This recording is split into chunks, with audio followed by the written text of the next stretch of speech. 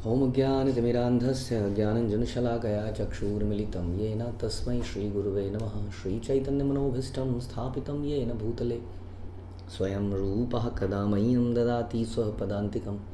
वन्देऽहं श्रीगुरौ श्रीयुतापदकमलं श्रीगुरुन् वैष्णवांश्च श्रीरूपं साग्रजातं सहगणरघुनाथान्वितं तं सजीवं साद्वैतं सावधूतं परिजनसहितं कृष्णचैतन्यदेवं श्रीराधाकृष्णपादान् सहगणललिता श्रीविशाखान्वितांश्च।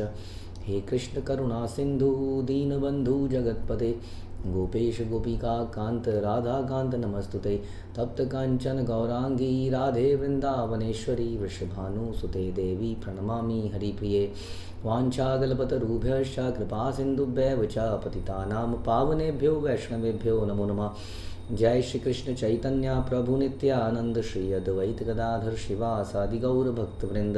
हरे कृष्णा कृष्ण कृष्ण हरे हरे, हरे राम राम राम हरे हरे। नमो विष्णुपादाय कृष्णप्रेष्ठाय भूतले श्रीमते भक्ति वेदांत स्वामिनिति नामिने।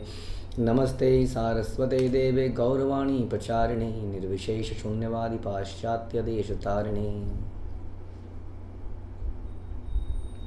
हरे कृष्ण। भगवद गीता अध्याय 2 श्लोक संख्या 5।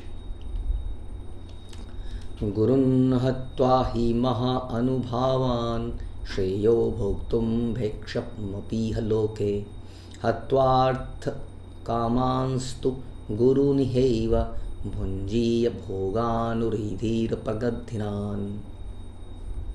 ऐसे महापुरुषों को जो मेरे गुरु हैं उन्हें मारकर जीने की अपेक्षा इस संसार में भीख मांगकर खाना अच्छा है, भले ही वो सांसारिक लाभ के इच्छुक हो, किंतु हैं तो गुरुजन ही।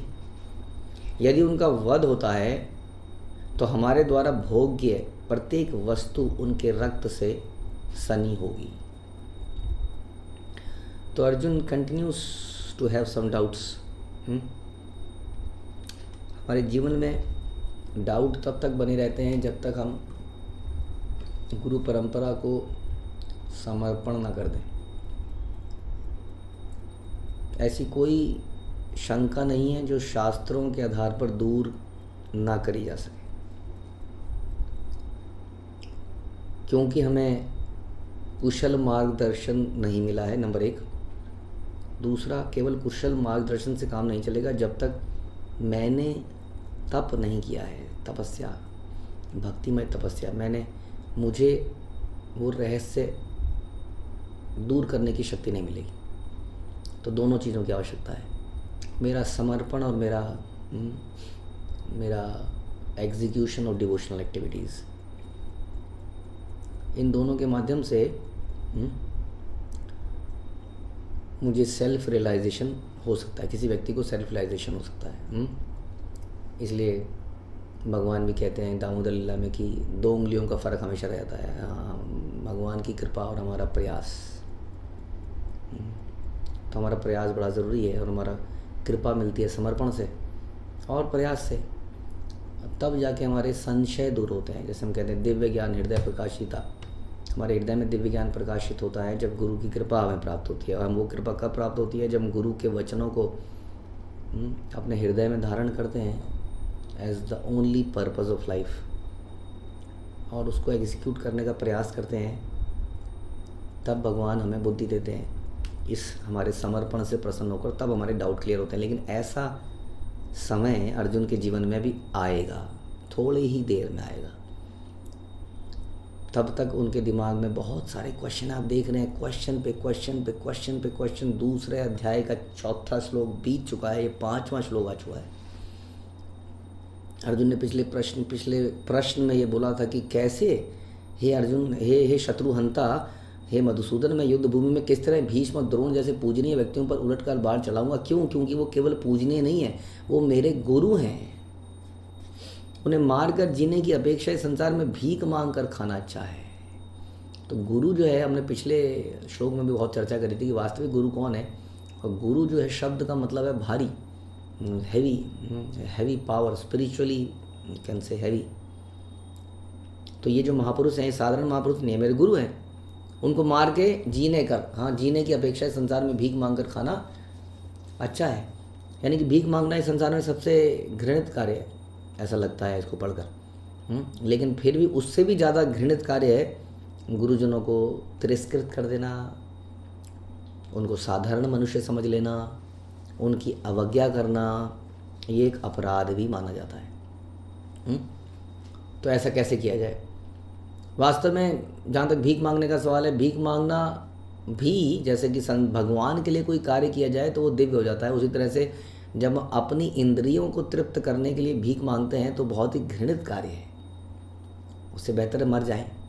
लेकिन जब हम भगवान की तुष्टि के लिए, गुरु की तुष्टि के लिए भीख मांगते हैं तो वो दिव्य कार्य माना जाता है। उसको हम भिक्षा भी कहते हैं। जैसे गुरुकुल में लोग भीख मांगते थे, वो भीख नहीं मांगते थे, वो जो मांगते थे वो गुरु को दे देते थे। तो क्या गुरु को भीख मंगवानी चाहिए? तो क्या ऐसा भीख मांगने का प्रचलन सही है? तो वास्तव में उसको भीख नहीं कहते थे। हाँ वास्तव में, हाँ ये जो प्रोसेस है इसको हम कहते हैं कि जब कोई व्यक्ति, जब ये 4 वर्ण बनाए गए वर्णाश्रम के अंतर्गत, हर व्यक्ति का अलग अलग रोल्स एंड रिस्पॉन्सिबिलिटीज़ बनाई गई। उस रोल्स एंड रिस्पॉन्सिबिलिटी के अंतर्गत ब्राह्मण का ये कार्य दिया गया कि ब्राह्मण सारा समय शास्त्रों के पठन, अध्ययन, सेल्फ रियलाइजेशन में निकालेगा ताकि वो समय दे सके दूसरों को गाइड करने के लिए। इसके लिए बहुत कंसंट्रेशन और समय की आवश्यकता है। लेकिन जो व्यक्ति जो बिजनेस चलाएगा या वैश्य होगा या क्षत्रिय होगा जो कर वसूली करेगा, या शूद्र होगा दूसरों की सेवा करेगा, उसकी चेतना इतनी ठहरी भी नहीं होगी कि वो शास्त्रों के गूढ़ अर्थों को समझ पाए। इसलिए ये लोग कार्य करेंगे कुछ कमाई का, लेकिन ब्राह्मण कमाई का कार्य नहीं करेगा। बाकी लोगों की ये ड्यूटी बनती है कि वो ब्राह्मण को दे, वास्तव में ब्राह्मण को मांगना ही ना पड़े। हाँ, तो इसका मतलब वो भीख नहीं मांग रहा है, वो very important job the person is doing. आज की डेट में पैसे को सबसे इम्पोर्टेंट बना लिया गया है, इसलिए ऐसा लगता है जिसके पास पैसा है वो हाईएस्ट है, जबकि ब्राह्मण के पास पैसा नहीं होता था उस समय के संसार में, मतलब he does not earn, but फिर भी उसको सबसे उच्च पद दिया जाता था, क्योंकि more than money it is the knowledge of the real thing. वो नॉलेज ब्राह्मण के पास होती थी, इसलिए ब्राह्मण बड़ा इम्पोर्टेंट माने जाते थे, क्योंकि उनका सारा समय इसलिए निकलता। हम देखते हैं रघुनाथ दास गोस्वामी इत्यादि भी भिक्षा लेते थे, और वो तो इतने एलिवेटेड हो गए कि एक समय पर उन्होंने भिक्षा भी लेनी बंद कर दी और फेंका हुआ खाना उठा के खाने लगे। तो इस प्रकार से सेल्फ रियलाइजेशन के लिए, सेल्फ को, अपने को शुद्ध करने के लिए, एक एग्जाम्पल सेट करने के लिए, एक लीडर बनने के लिए ये लोग ऐसा करते थे, because Brahmin are the real leaders of the society. तो इस प्रकार से भीख मांगना। और दूसरा, जब हम भगवान के मंदिरों के लिए भीख मांगते हैं, भगवान के प्रचार कार्य के लिए भीख मांगते हैं, वो हम एक दिव्य कार्य करते हैं। वास्तव में बहुत बड़े ऊंचे ऊंचे लोग भी भीख मांगते हैं, जिसको वास्तव में भीख नहीं कहते हैं, लेकिन हम ऐसा वर्ड यूज़ कर रहे हैं। जैसे कि भक्ति Vinod Thakur who was a magistrate at that time, अंग्रेज़ों के ज़माने में मजिस्ट्रेट थे, और वो एक एक घर में जाके उन्होंने एक एक रुपया या वटेवर आना या जो भी था उस वक्त इकट्ठा किया, और योग पीठ का मंदिर जो कि मायापुर के पास में है वहाँ पर बनाया। ही collected money from every house hold. Why he collected? Because ताकि हर व्यक्ति अपना कंट्रीब्यूशन दे पाए भगवान के लिए, उनको मौका मिल पाए। इसलिए भगवान के भक्त भी कई बार भगवान के लिए मांगते भी हैं, दूसरों से भी मांगते हैं, और ऊंची पदों के बावजूद मांगते हैं, उनकी भलाई के लिए मांगते हैं, अपने लिए नहीं मांगते हैं। लेकिन अर्जुन का कंटेक्स्ट कुछ दूसरा है। अर्जुन कह रहे हैं इन गुरुओं को मारूंगा नहीं, चाहे मैं भीख मांग लूँगा। तो इसका मतलब वो भगवान के लिए भीख मांगने की बात नहीं कर रहे हैं, भगवान तो उनसे लड़ने की बात कर रहे थे, लेकिन वो कह रहे हैं हम भीख मांगेंगे। तो ऐसे में क्या हो गया? अपने लिए भीख मांगना, जो कि वास्तव में पाप हो गया। तो भले ही वे संसारिक लाभ के इच्छुक हो, माना मेरे गुरुजन कुछ ऐसा कार्य कर रहे हैं जो कि देख के लगता है वो संसारिक लाभ के इच्छुक है, लेकिन यदि गुरु संसारिक लाभ का इच्छुक है तो वो गुरु कैसे है? क्योंकि गुरु is suppose to be self realized. हाँ, तद विधि पणिपातेन परिप्रश्नेन सेवया उपदेशं ते ज्ञानम ज्ञानिनस् तत्त्वदर्शिनः। They have seen the truth. After seeing the truth how one can be self, मतलब अपने लाभ के लिए कोई कैसे कार्य करे? सेल्फलेस कार्य करता है वो तो यहाँ बता रहे हैं संसारिक लाभ के इच्छुक ऐसा कैसा गुरु है जो कहता है कि लाइए, धन लाइए, आप किसी नियम का पालन कर रहे हो कि नहीं कर रहे हो, आप आइए मेरे पास धन लाइए, भगवान कौन है उनसे पूछा जाए तो बोलते हैं आपको कौन अच्छा लगता है, बोलते हैं मुझे तो ये अच्छे लगते हैं, हाँ भाई यही अच्छे हैं, यही भगवान है, इनका मंत्र तो मैं दे देता हूँ। तो it is like a person जो कि एक टेक्सटाइल या किसी कपड़ा क्लॉथ मार्केट में जाए और बोले कि जी कौन सा कपड़ा आपके पास दुकान में अच्छा होता है, आपको कौन सा अच्छा लगता है, ये लीजिए थी, कौन सा अच्छा लगता है आपके, आपके सामने ये है, आपके सामने ये है, आपके सामने ये है, जो कपड़ा आपको पसंद लगता है वो ले लीजिए। भगवान इस प्रकार से बेचने वाले वो गुरु नहीं है। हाँ, जो गुरुदेव जो है अपने शिष्यों के साथ स्विमिंग पूल में स्विमिंग कर रहे हैं स्त्रियों के साथ, और कह रहे हैं कि हम कृष्ण हैं आप सखियाँ हैं, वो गुरुदेव नहीं है, सांसारिक लाभ के इच्छुक।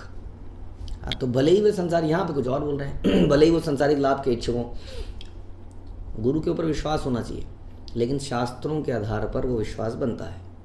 इसलिए समझना पड़ेगा who is guru, who considers himself as servant of Krishna, जो अपने आप को भगवान का सर्वेंट मानता है वो व्यक्ति वास्तव में गुरु है।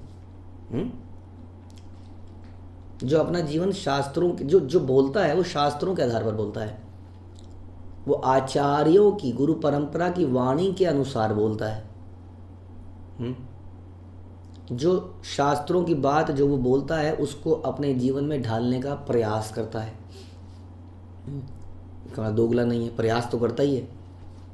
इस प्रकार से वो व्यक्ति वास्तव में गुरु है, जो बताता है कि भगवान कौन है, जो कलयुग की अल्टीमेट विधि जो कि महामंत्र का जप है, जो भागवतम में लिखी गई है, उसको बताता है।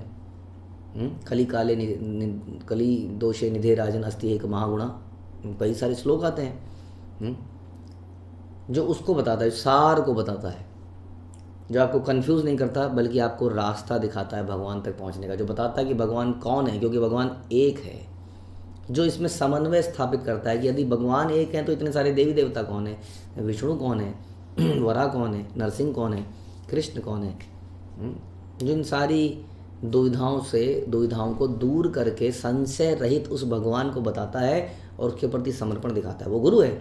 लेकिन यहाँ बता रहे हैं कि भले ही वो संसारिक लाभ के इच्छुक है लेकिन है तो गुरुजन ही। अब ये स्टेटमेंट थोड़ी सी क्योंकि जो संसारिक भोग का लाभ का इच्छुक है वो गुरु नहीं हो सकता है, ऐसा प्रभुपाद लिख रहे हैं। प्रभुपाद कह रहे हैं कि यद्यपि केवल आर्थिक लाभ से ऐसा करना भीष्म और द्रोण के लिए उचित नहीं था, इसलिए वे आचार्यों का सम्मान पोजीशन खो बैठे थे।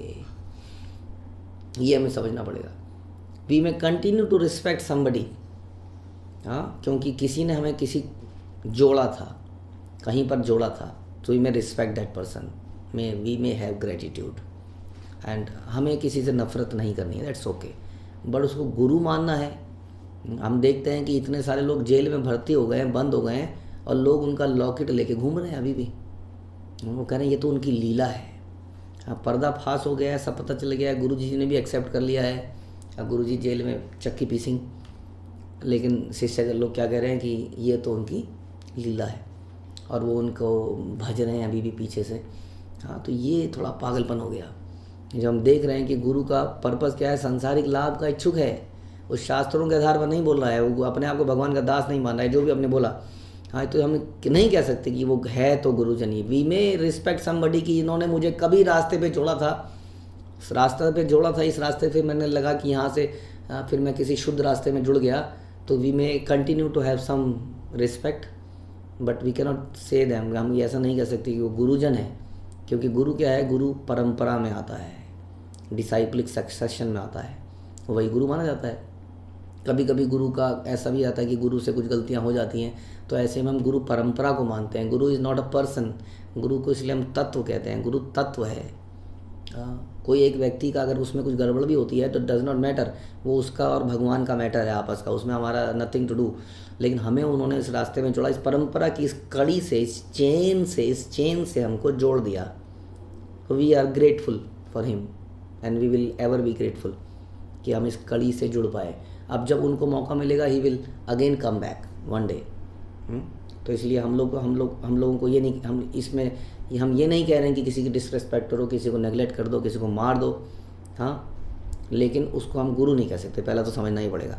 लेकिन यदि भगवान ही आज्ञा दें, भगवान के निर्देशन में ही ऐसा हो कि भगवान कंफर्म कर रहे हैं, जैसे प्रभुपाद तात्पर्य में बता रहे हैं भगवान की अंडरस्टैंडिंग या भगवान का जो मत है वो ये है कि ऐसी दशा में वो आचार्यों का सम्मान खो बैठे थे। किंतु अर्जुन सोचता है कि इतने पर भी वो उसके गुरुजन हैं, अतः उनका वध करके गलती होगी, बहुत बड़ा पाप हो जाएगा। यदि उनका वध होता है तो हमारे द्वारा भोग्य वस्तु, प्रत्येक वस्तु उनके रक्त से सनी होगी। तो क्वेश्चन ये आता है कि हम अपने भोगने के लिए तो मार ही नहीं रहे हैं, तो हमारे द्वारा भोग्य वस्तु रक्त में कैसे सनी होगी, क्योंकि हम तो मार ही नहीं। इसी प्रकार से जब हम गाय का वध करते थे, गौवध होता था, गौ मेघ यज्ञ, अश्वमेघ यज्ञ, उसमें मांस खाने के लिए थोड़ी होता था वध, उसमें उसको पुनर्जीवित किया जाता था। उसका पुरानी बॉडी से नई बॉडी मिलती थी या कई बार मनुष्य बॉडी मिलती थी। इस प्रकार से वो वध, वो रक्त भी शुद्ध है क्योंकि वो हायर पर्पस के लिए किया गया है।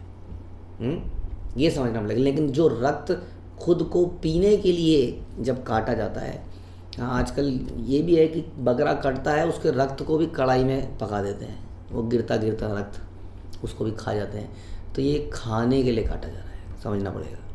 भोगने के लिए यानी कि हम कर रहे हैं। यहाँ पर ये कह रहे हैं कि यदि उनका वध होता है तो हमारे द्वारा भोग्य प्रत्येक वस्तु उनके रक्त से सनी होगी। भोग्य वस्तु तो हम भोगने के लिए तो मार ही नहीं। तो ऐसा अर्जुन का विचार बन गया है कि सारी की सारी लड़ाई इसलिए हो रही है कि हम जीत जाएं और हम भोग करें। लेकिन अर्जुन की अंडरस्टैंडिंग भगवान अभी करेक्ट करने वाले हैं कि हमें संसार में यज्ञ अर्थात कर्मणा अन्यत्र लोकायम कर्मबंधना, कि हमें भगवान की प्रसन्नता के लिए कार्य करना है। जब हम अपने लिए कार्य करते हैं तो अगर वो शुभ कार्य भी दिखता है वो अशुभ हो जाता है, और जो भगवान के लिए करते हैं अगर वो अशुभ भी दिखता है तो वो शुभ हो जाता है। हरे कृष्ण। श्रील प्रभुपाद की जय, भगवद गीता की जय।